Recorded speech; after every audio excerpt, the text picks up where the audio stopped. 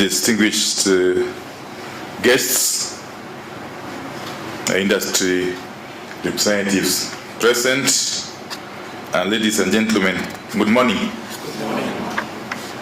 I'm greatly honored to witness this morning the release of the Energy and Petroleum Statistics Report for the year ended 30th June 2025.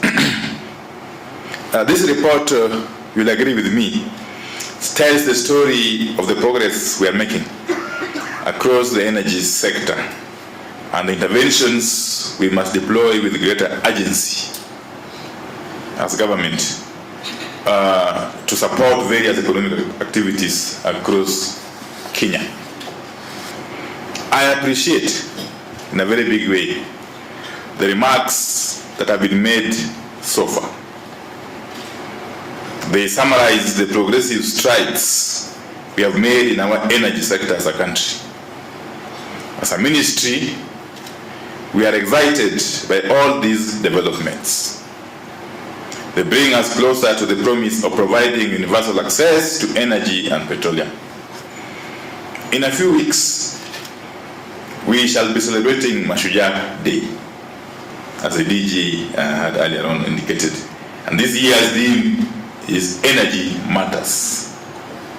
We want to take advantage of the opportunity to educate and create awareness on various issues in the sector, especially the innovations that are creating inclusive access to energy and petroleum products and services. I welcome you to the celebrations in Kitui County and look forward to interacting over the deliberations on investments, public-private partnerships, and how we can contribute better or to better highlights in the next release of this report. So, ladies and gentlemen, the energy and petroleum sector continues to register interesting advancements. I'm sure you'll agree with me. To support universal access to LPG, for instance, the government is working with various stakeholders to expand both infrastructure and streamline policy interventions. When it comes to infrastructure, the commissioning of the lake gas facility in Vipingo, Kilifi County comes to mind. The facility has boosted storage capacity for LPG receiving terminals, improving supply security in the process. On the policy side, the government's planned implementation of an open tender importation system, the famous OTS, for LPG will enhance competitiveness, transparency, and efficiency in imports. In addition, there has been the gazettement of various regulations. For example, the operation of common user petroleum facilities regulations of 2025, which will have a transformative impact on the sector by providing fair and transparent access to shared petroleum infrastructure such as import terminals, storage depots, and pipelines.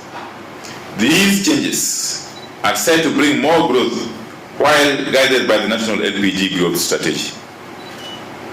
The one which was approved by the Cabinet sometime in 2023.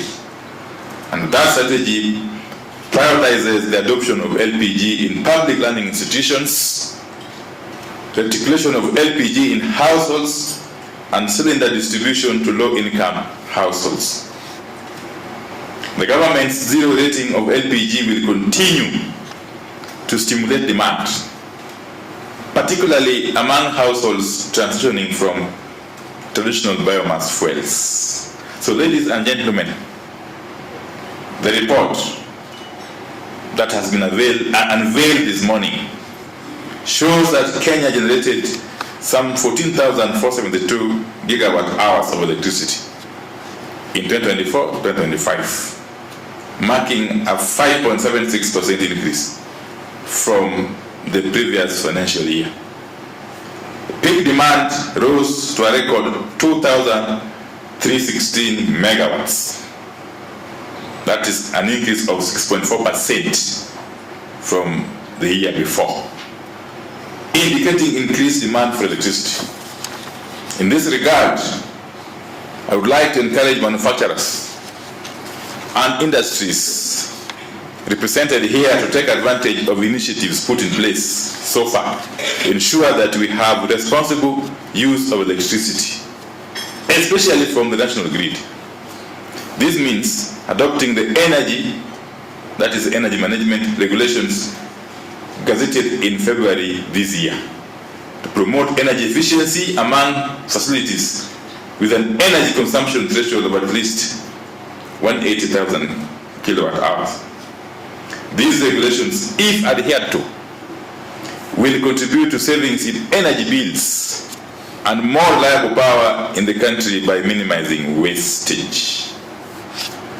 Lastly, ladies and gentlemen, as I conclude, I am optimistic.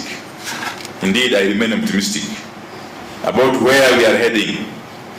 Kenya's leadership in renewable energy continues to shine with the planned expansion of geothermal capacity beyond 1,000 megawatts in the coming year, driven by the commissioning of 2 power plants in Wandayi, Nakuru County. This growth underscores our position as a global leader in geothermal development, while securing clean, reliable power for our citizens and industries. At the regional level, electricity imports from Uganda will rise, as has been indicated by the PS, following the revision of the Energy Exchange Agreement with UETCL from 80 megawatts to 120 megawatts, improving supply stability.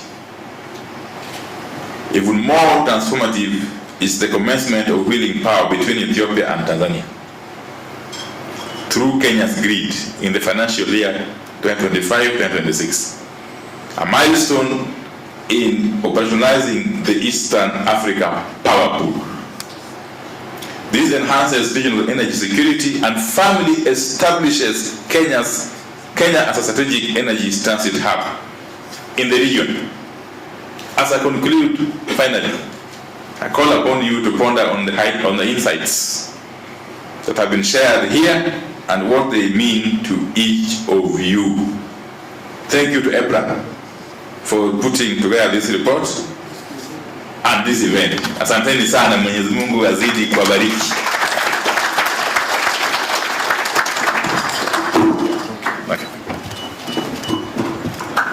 A hearty clap to Wandayi. Thank you very much. From megawatts to market dynamics. So we'd want to, as we come to the tail end of this event, I would want some help. Where is Brian? Yes, Brian, come. I'd want to call this high table here, led by the CS, PS,